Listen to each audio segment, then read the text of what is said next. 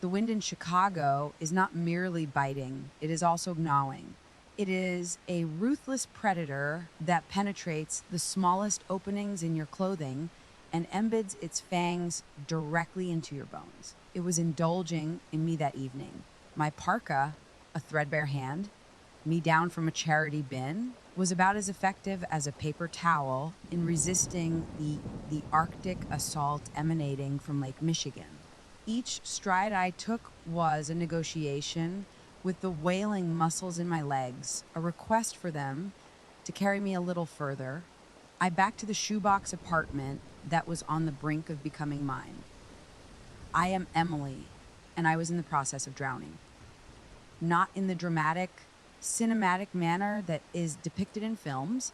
It was a suffocating, slow, and quiet drowning as I was interred beneath a mountain of paper. By this, notices in furious red ink that are past due, medical expenses associated with my mother's protracted, unsuccessful battle with cancer, a battle that I had abandoned my studies in art school to assist her in overcoming.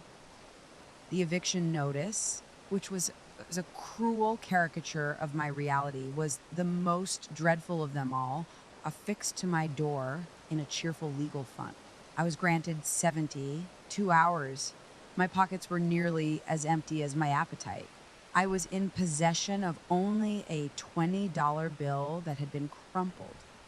I used it to pay for my groceries, bus fares, and all other expenses for the upcoming week until my meager paycheck from the diner arrived. I had everything prearranged: a loaf of bread, a container of peanut butter, and perhaps a few packets of ramen. A banquet for a monarch who was on the brink of ruin. Came across him at that moment. He was crouched by the base of a streetlight, its cold, its sterile glow, causing his skin to appear like parchment. He was elderly, with a beard that resembled powdered steel wool and eyes that appeared to be burdened by the weight of 1,000 winters.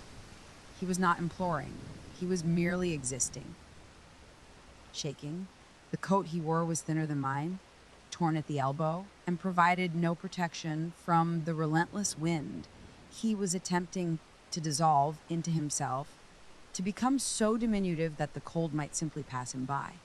My initial impulse, which was derived from a pure, primordial survival instinct, was to accelerate my pace. Please turn your attention elsewhere. No, you are unable to assist him. You are unable to control your desires. Your lifeline is that $20. The voice of reason, or perhaps desperation, was screaming in my mind. It was a voice that was rational, a voice that is reasonable. Subsequently, an additional voice murmured, its tone being both more delicate and more audible. It was the voice of my mother. She used to say, "Kindness is free, Emmy," even when we had nothing. It is the sole currency that everyone possesses an infinite supply of. I ceased. My feet felt as though they were permanently frozen to the pavement. I gazed at the man, genuinely gazed at him.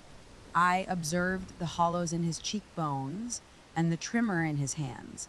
I observed not only suffering, but also a terrifying emptiness in his gaze. The appearance of an individual who had been rendered invisible by the world.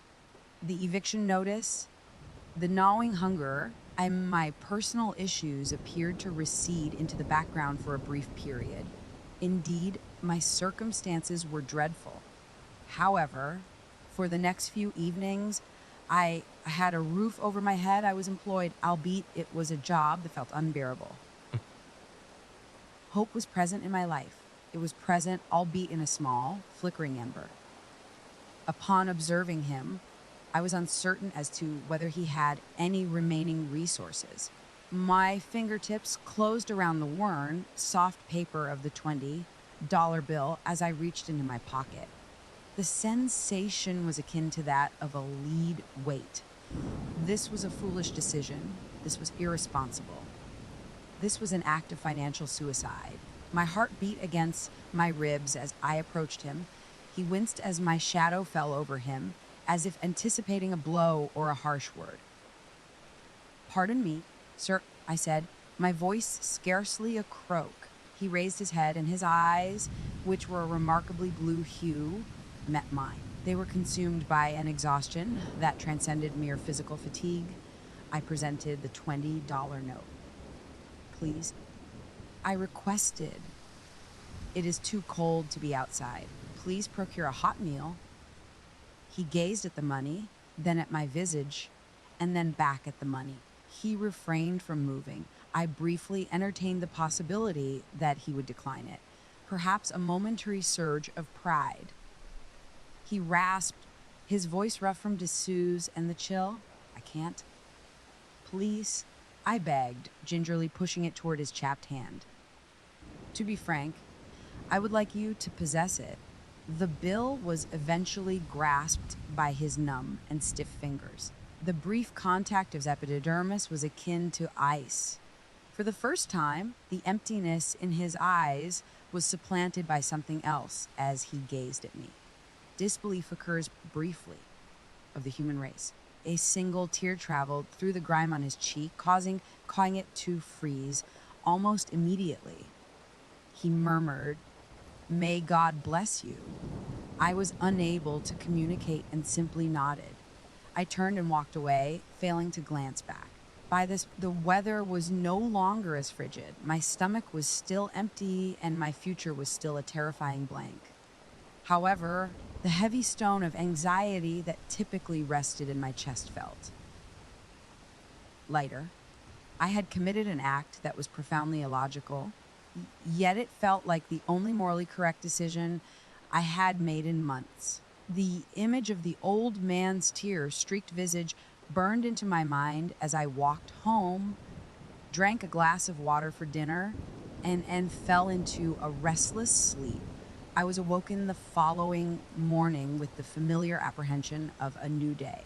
The initial item the observed was the eviction notice that was affixed to the door. There was a sudden resurgence of reality. What was I contemplating? 20 euros. That was a minimum of 4 days of inexpensive sustenance. I was a sentimental imbecile, an idiot.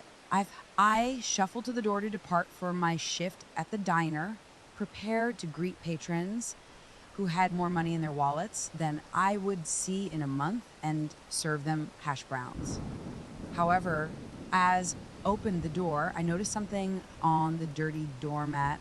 It was a plain, cream-colored envelope. Expensive looking paper that is thick. There was no stamp or address. My name, Kai Emily, is inscribed in a graceful, looping cursive. I experienced a peculiar, brief oscillation of my heartbeat. I gazed up and down the barren hallway. There was no one present. It was with great caution that I acquired it. It had a weighty, significant quality. My hands were slightly quivering as I tore it open. A solitary card, which was even heavier than the envelope, was contained within. The words, "The Rosewood Cafe," were engraved at the top, and a brief typed message was located below. "Dear Ms. Emily Carter, your attendance is requested for a discussion that may be of considerable interest to you in the future. I would be delighted to have you join me at the Rosewood Cafe at 11:00 a.m. today. All expenditures will be reimbursed. With warm regards, an appreciative witness." At first, I suspected that it was a joke, a cruel prank. Who was a grateful observer?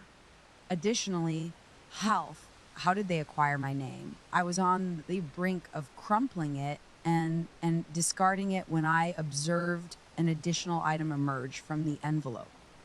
A fresh, unblemished $50 note. I fixed my gaze on it. 50 euros. It was more than I had earned in a single day at the cafeteria. This was not a prank. This was genuine. My mind was occupied with a multitude of scenarios. Was it a fraudulent scheme? Was I inadvertently entering a trap? However, what did I have to lose? Which residence do you refer to? I was already losing it.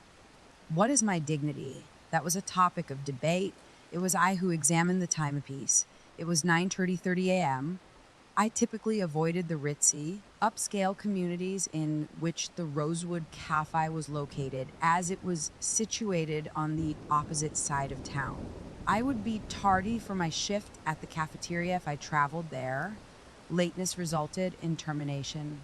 However, remaining would assure a descent into homelessness.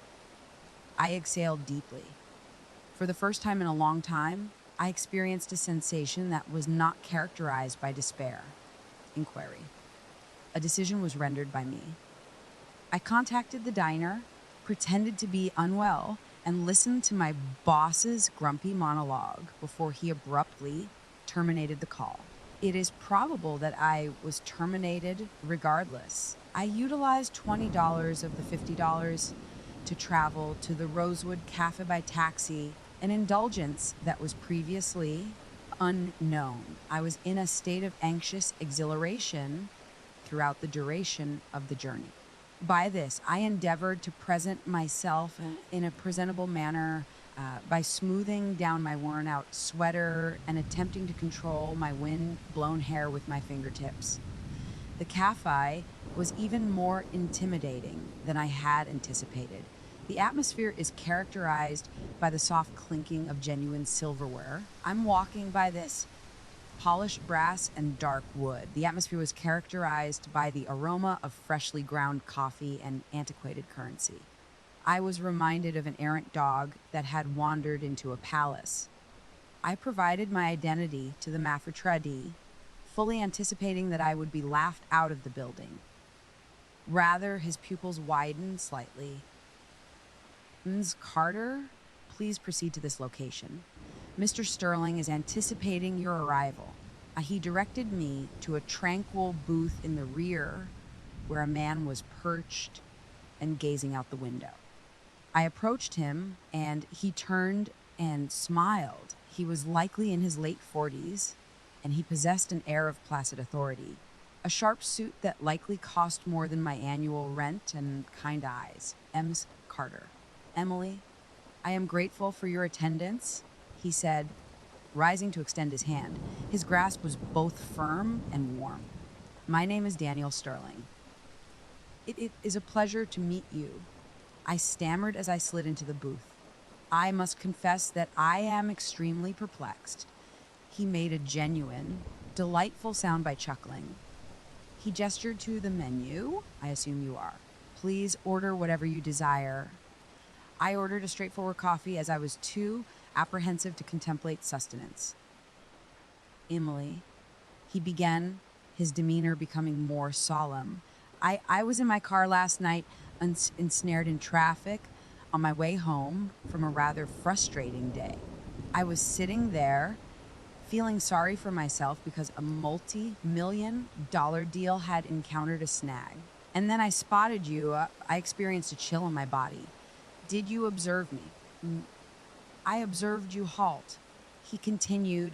I'm walking by this, his gaze remaining unwavering. I observed you gaze at the elderly man by the streetlight. I observed the internal conflict that was consuming you as evidenced by the hesitation on your face. Subsequently, by this, I observed you distribute what I could only surmise was a portion of your final funds to him. Although I was unable to hear your words, I observed the expression on his face as you departed, which was one of profound gratitude. I was unable to speak as I simply gazed at him. My driver was able to obtain your name and address from a cordial doorman in your building. He clarified, anticipating my subsequent inquiry. Emily, I am the CEO of Sterling Innovations, a technology design firm. I am of the firm conviction that character is derived from one's actions when no one is present. Last night, I observed your character, and it was truly remarkable. He leaned slightly forward. I am not a man who believes in handouts. I believe in opportunities. My organization is seeking individuals who possess a fundamental sense of decency, compassion, and integrity. These are qualities that I am unable to impart. I am capable of teaching project management and software skills, but I am unable to instruct an individual on how to be a good human being. He paused, allowing his words to fully penetrate his mind. I have an entry level position available in our administrative department. The job is not glamorous. It involves sorting mail, making copies, and scheduling meetings. However, it is a living wage, comes with benefits, and has a future. I am offering you this position, Emily, if you are interested. My eyes welled up with burning, sudden tears. I endeavored to articulate myself, but my words were reduced to a strangled sob. All of it was excessive: the mysterious envelope, the desperation of the previous night, this individual, and this incredible, impossible offer. However, I finally managed to murmur, "You are unfamiliar with me." Daniel's amicable expression was reciprocated. Let me tell you a quick story. 25 years ago, I was a broke college kid with a dream of starting a software company. I had the brains, but not a dime to my name. My computer, my most prized possession, broke down. I was devastated. I was sitting on a park bench, contemplating dropping out, when an older woman sat down next to me. She was a painter. We started talking. I told her my story. She listened patiently. When she got up to leave, she handed me an envelope. Inside was $500. She just said, "You go build something beautiful, and when you can, help the next person you see trying to do the same." That money fixed my computer and my spirit. I never saw her again, but I built my company on that foundation. I'm not giving you a handout, Emily. I'm just passing it on. He shoved an additional envelope across the table. "This is a signing bonus, sufficient to cover your back rent and a deposit on a new, safer apartment located near the office. The position is yours. We commence on Monday." I wept as I sat in a fine cafe where I had no right to be, across from a man who was a stranger an hour ago. I wept for my mother, who would have been immensely proud. Out of pure, overwhelming relief, I wept. I wept because, for the first time in an extremely long time, I could finally discern a sliver of light in the oppressive darkness. I had donated my final $20, and the universe had returned my life to me. It was as though I had entered an alien planet upon entering Sterling Innovations on Monday morning. Glass, steel, and light comprised the office's elegant, minimalist design. The energy of the people was palpable, and their expressions were animated by a sense of purpose that I had not experienced in years. I felt like an imposter in my finest thrift store of blouse. Daniel's description of my position was entirely accurate. It was decidedly unglamorous. I was assigned to the resource center, which is a polite term for the mailroom and supply storage. Brenda, my supervisor, this demonstrated the ropes with the same enthusiasm as she did when she instructed me on how to clean a public lavatory. My responsibilities were straightforward. I was responsible for the following: sorting incoming mail, delivering packages, refilling the industrial-sized coffee machines, and ensuring that no one took more than their reasonable share of post-it notes. During the initial weeks, I maintained a low profile and concentrated on my tasks. The curious eyes from other employees were palpable, and I was acutely aware of being perceived as the CEO's charity case. I acquired the ability to disregard them. I felt profoundly fortunate to have a consistent paycheck, the ability to purchase groceries without experiencing a panic attack, buy this, and to reside in an apartment with functioning heat and secure locks. However, I am not designed to remain inactive. There were extended periods of inactivity between coffee trips and deliveries. I began to observe as others browsed through their phones. I observed the office's flow, the process by which ideas transitioned from a whiteboard design to a digital prototype. Sterling Innovations developed user interfaces and experiences for websites and applications. The world was characterized by human psychology, by functionality and aesthetics. It was a realm of art, albeit one that was distinct from my previous experiences. My artist's eye, which had been inert for an extended period, began to awaken. I observed certain aspects. I observed that the color scheme of a new banking application was technically appealing, but had an emotionally chilly tone. I observed that the layout of a retail website necessitated users to make 3 actions when a single click would have been sufficient.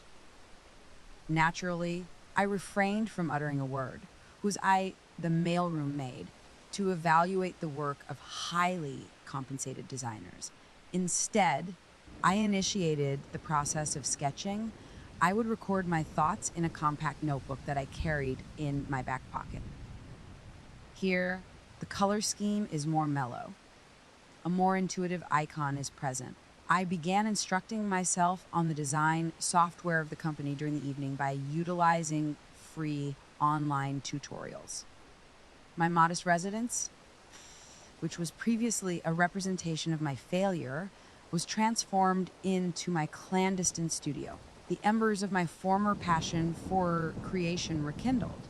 The company was in a state of euphoria regarding a significant new project, which involved the development of a comprehensive wellness app for a significant healthcare client approximately 3 months into my tenure. It was the most significant contract in the organization's history. While delivering a delivery to the lead designer's office one afternoon, I observed the preliminary mock-ups on his screen. They were satisfactory, functional, corporate, completely devoid of personality or affection. It appeared to be a spreadsheet that was attempting to impersonate an acquaintance. I was unable to fall asleep that evening. I was dissatisfied with the design. A human element was absent. An app that promotes wellness should be compassionate, supportive, and encouraging. The experience was akin to receiving a physical examination from a robotic device. I remained up all night in a state of unbridled inspiration. I redesigned the app's primary dashboard, driven by a burning desire to create and a cheap cup of coffee. I employed my art school education's understanding of color theory to select a palette of tranquil blues and gentle greens. I devised new, more approachable iconography. I modified the typography to be more readable and less severe. I reorganized the flow to resemble a conversation rather than a data entry form. I invested every ounce of my artistic essence in it. I'm walking by this. The following morning, I printed out my design, placed it in a plain manila envelope. I'm left it on Daniel Sterling's desk before anyone else arrived. Horrified and bleary, I refrained from signing it. I simply abandoned it. I was certain that I would be terminated. I had committed an act of irrational hubris, a significant overstep. I was an anxious wreck throughout the entire day. I cringed each time a manager passed by the mailroom. Eventually, at 4 p.m., an email appeared in my inbox. Daniel Sterling was the sender. Subject, my office. Presently, this concluded the matter. I was exhausted. I was unable to open the door to his office because my hands were trembling so violently. He was holding my printouts while standing by his window. He did not appear to be incensed. He appeared to be quite intrigued. He inquired, his voice low, "Did you do this?" I murmured, "West, sir," as I prepared for the axe to strike. "Am deeply sorry. My actions were ill-advised. I was simply expressing my thoughts." A gradual smile spread across his face as he turned to face me and asked, "Inappropriate?" "Emily, this is not inappropriate. It is brilliant." you have discovered the project's essence. By this, where did you acquire this skill? I haltingly recounted to him my passion for design, which I had believed had been permanently extinguished, and my attendance at art school. He listened attentively, his gaze never straying from my face. Upon my completion, he arranged my drawings on his desk in close proximity to the official mock ups from his star design team. The disparity was stark. Mine appeared to be alive. Theirs appeared to be a cadaver. He stated, Brenda will be sad to lose you, but your time in the mailroom is over. Effective immediately, you will be a junior designer on the wellness app project. I would like you to be present to the client on Friday. I want them to see this. The subsequent years were characterized by a flurry of exhilarating success, sleepless nights, and hard labor. I was no longer merely a charity case, I was an essential member of the team. The wellness app achieved extraordinary success, with users enthusiastically praising its user-friendly and compassionate design. I experienced a meteoric rise in my professional life. I progressed from a junior designer to a lead designer and ultimately to the chief of my own special projects division. I was fortunate to possess a stunning apartment that overlooked the city, a salary that was beyond my wildest dreams, and the admiration of my colleagues. However, will never forget that frigid evening. I will never forget the sensation of complete hopelessness. I never forgot the lesson that Daniel had taught me. You must pass it on. I made it my personal mission to seek out the invisible individuals, those whose talent is concealed by circumstance. That is how I discovered Liam, a brilliant coder who was neglected due to his lack of a fancy degree. He was a young man from the rough side of town and was employed in our IT department. He was brilliant, quiet, and on the brink of resigning because he believed that no one recognized his potential. I witnessed it. I recognized myself in him. I provided him with guidance, mentored him, and allowed him to participate in a modest endeavor. He did not merely achieve success, he soars. He developed a piece of code that was so concise and efficient that it ultimately saved the company millions. He is currently one of our senior software architects. He refers to me as Daniel. I was aware that I could do more, despite the fact that my personal acts of kindness felt wonderful. The issue of homelessness in the metropolis was of an immense magnitude. I had been fortunate. I had unintentionally encountered a marvel. However, miracles should not be contingent upon fate. They should be organized as a system. I established a non-profit organization with a substantial portion of my personal savings and a considerable donation from Daniel. We referred to it as the Beacon Initiative. Our objective was straightforward. We did not merely offer sustenance and shelter. We established a return route.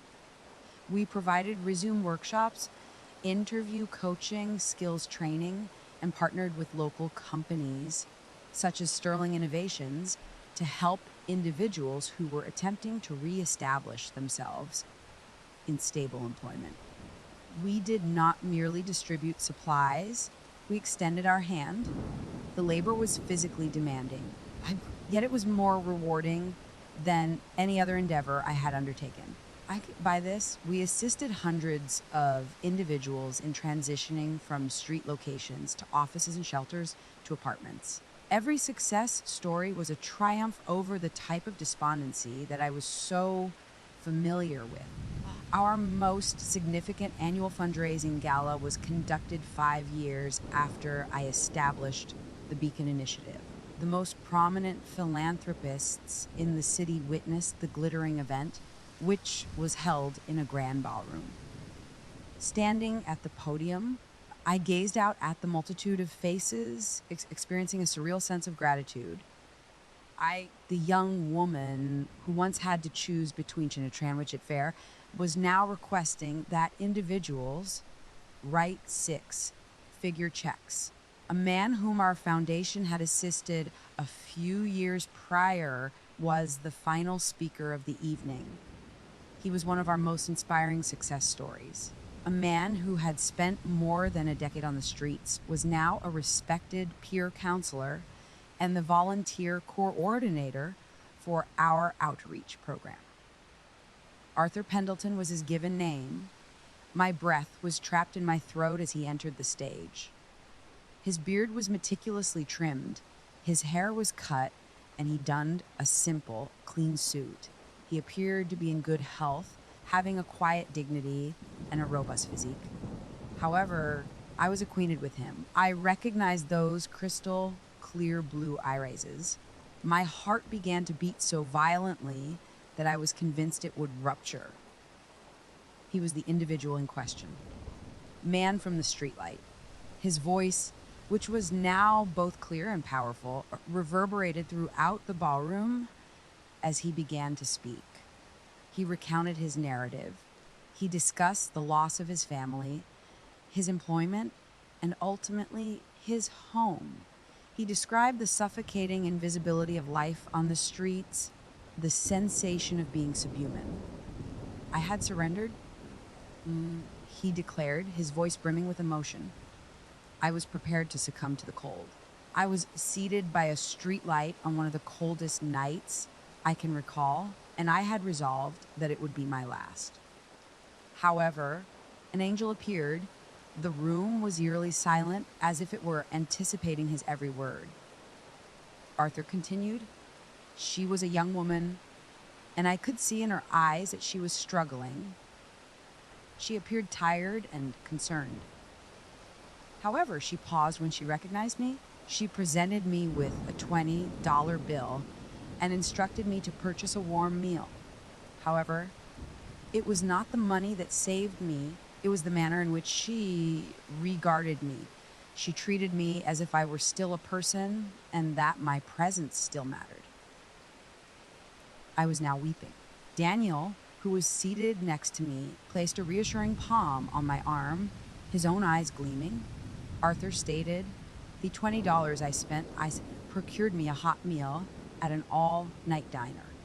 But that act of kindness from a stranger who had every reason to pass me gave me a second chance at life. It reignited a small spark of hope within me.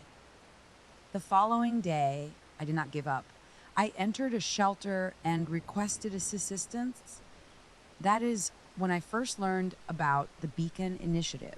By this, the $20 that young woman gave me did not merely get me through the night, it led me to all of you. He concluded his speech to a resounding, standing ovation. His eyes met mine for a heart-stopping moment as he walked off the stage and scanned the throng. His expression changed as he realized what was happening.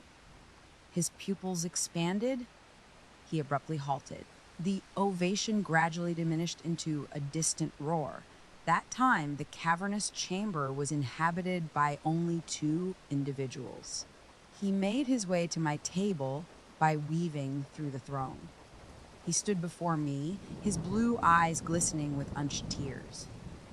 It was you, he whispered, his voice enlivened by amazement. I was only able to nod, as I was unable to communicate due to my own tears. He extended his arms and grasped my hand with both of his. They were currently experiencing warmth.